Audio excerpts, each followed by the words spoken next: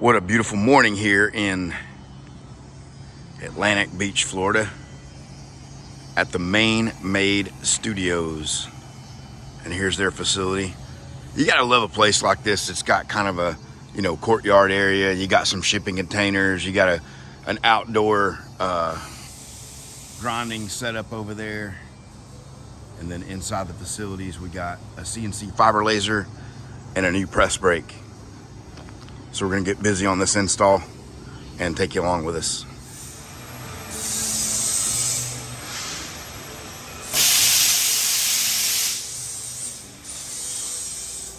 So it was pretty cool this week. We had quite a few real jobs in the shop that we used the laser and press brake to kind of jump on. And so this was an oil tank or hydraulic tank, something like that needed to be rebuilt. You can see it's pretty well rusted out. Looked like it's got some salt exposure with these guys being on the beach there. And so here we were just kind of cutting a strip to sort of get the feel of the profile before we modeled up the rest of it in Fusion and cut it on the laser and bent it up. So you're going to see here in the next few clips that action. Ben was able to take the lead on getting this modeled up, and we were able to get it bent. This is David Main of Maine Made Studios. His name is on the building. He is the man. So you can see some press brake action bending up this 1/4-inch aluminum. Look at that fit up right there. You can see what a sweet fit that. So everything's fitting into place, and then Ben stacked dimes all over the whole thing and got it all welded up. So pretty cool little project. So we're kind of wrapping up the last day here, and you saw that forming work on the aluminum. So they're making a replacement gas tank for this, or oil tank. I think it's hydraulic or oil. And so David ordered these sweet billet aluminum weld-in bungs. So we were working on the tolerances and getting everything to fit good, dialing in the parameters on the laser, and this is the one that goes here. You can see what a sweet fit that is.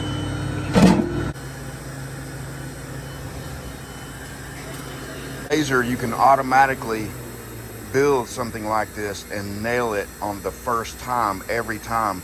You'll never see any extras that had to be test fit.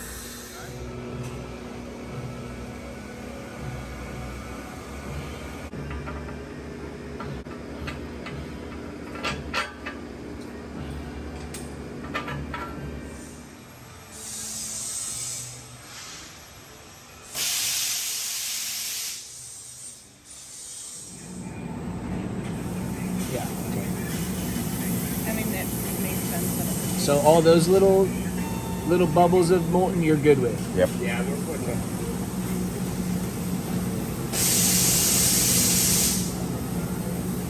And are you keeping an eye on anything right here for a potential pause, or is it just like at this point you're probably just running pretty good? Yeah, you're just looking down the curve. And I'm actually surprised it's making those Pretty sharp it looks like, huh? yeah, it's handling that without really nipping those off. Oh, this is gonna be so sick.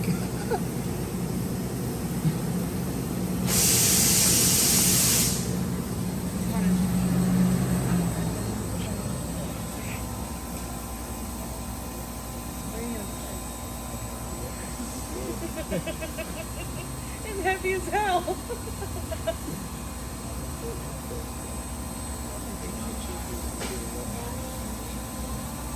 So we were a little concerned about thick plate, these tight areas and all the heat with oxygen, but so far it looks like it's handling that quite well. We'll watch the finish up here.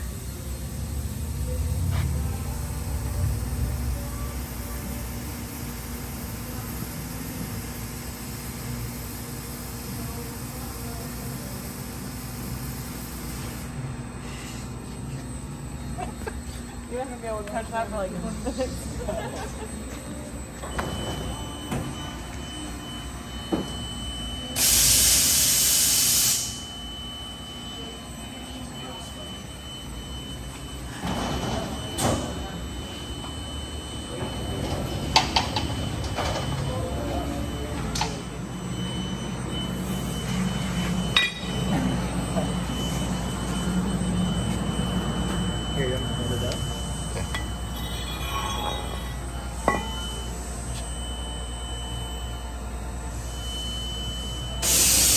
It did.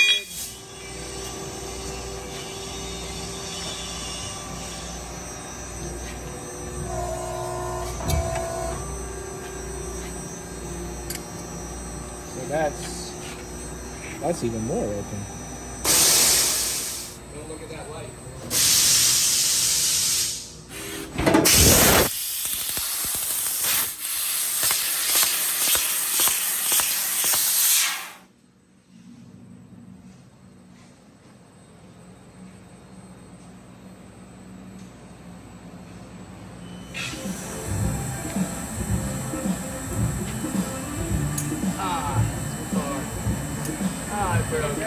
Yeah.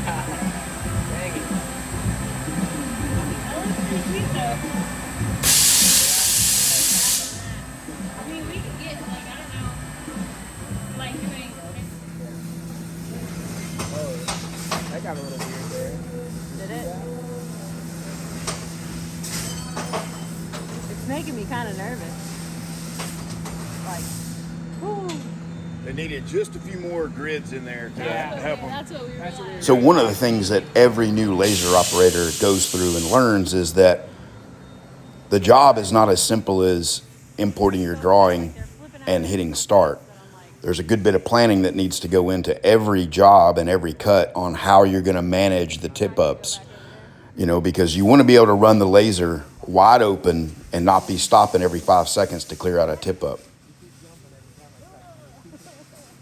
So the machines come with some tools to help you manage tip ups, and then I will spend a good bit of time during the on-site training walking you through how to use them and what the options are. But at the end of the day, as the operator, it's really kind of up to you to use your own creativity on how you're going to manage that. But just keep an eye on it. And it would have been nicer if it started in the middle and maybe like spun out. But it's probably pretty If we hard. sorted it or something, yeah. Or on the bigger ones, Yeah. you just put a cross in them. Yeah. That's what it is doing. Oh, it is doing it? Gridded out, yeah. You can see it.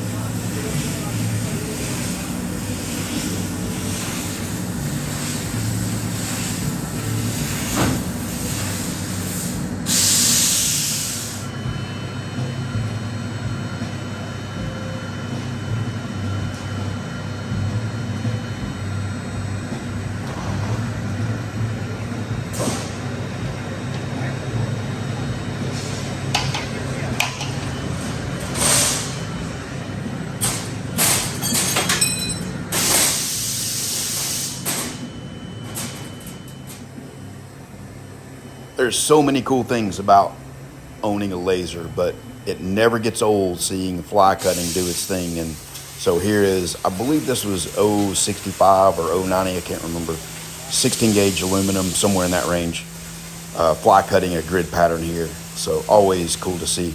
The one thing you can hear in the background is the zoned dust collection ports opening and closing. As the laser head moves to different spots in the machine, it closes and opens dust collection ports so that you get the maximum throughput and not all the ports are open all the time.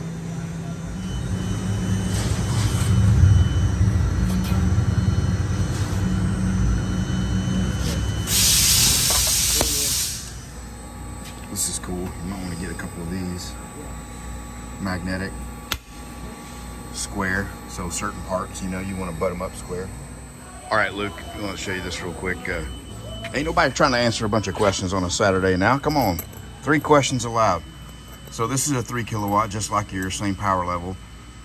This is 12 gauge with oxygen. You can see these beautiful cuts. Here's another. I think this is 14 gauge, I believe. Could be off on these numbers, but they're around that.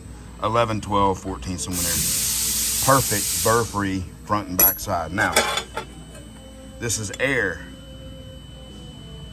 You see that? And then I don't remember what this is. I think it's 11 gauge. Same kind of thing. Small burr, but it's on there hard. It's just the nature of it. This is 16 gauge with air. Look at all those holes. And it does have a little burr on it, but it's super small. So when you get to 12 gauge on air, it's gonna have a hard burr. It'll be small, but it'll definitely be a hard burr.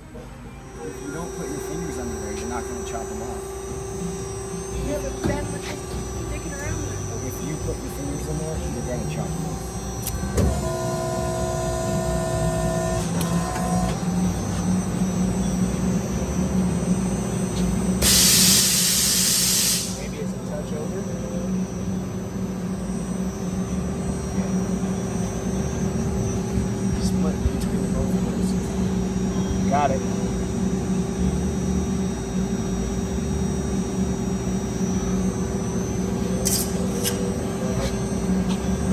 Leave that down. That's all.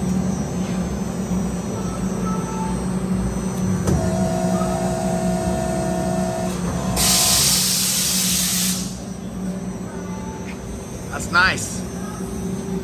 Now, is it Do the right Did size? we do it?